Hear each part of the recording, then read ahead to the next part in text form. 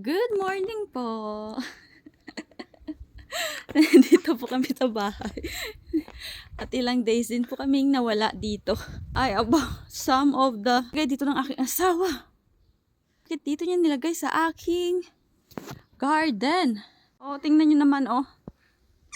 Nilagay ng mister ko dito yung balas na ilalagay doon sa loob ng aming bahay. Then, gincut ko na dito last time yung mga naiwan na kahoy. So, later, ilalagay ko siya dyan.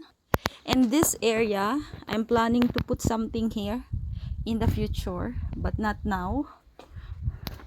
So, let's go sa aking gradina or sa aking mahilamon nga garden. This is my kalabasa. They are growing well. Hindi pa sila nalagyan ng trellis. Sile, tingnan nyo naman, they are blooming good. And the other one there, medyo malamig siya. Yan na po yung aking lettuce. Yes, ang aking lettuce. Tsaka spinach dyan. They are blooming. Yung aming mga puno ng prutas, they are bloom na rin also. And may bunga na sila. Oh. Unti-unti na silang nagbubunga. Yan. Babalik na kami ng yana sa loob kasi malamig siya.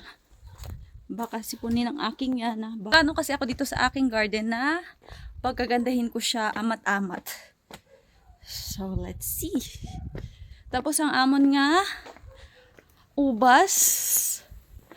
Nagkapamunga na siya. It's bloomed very well. And that's it.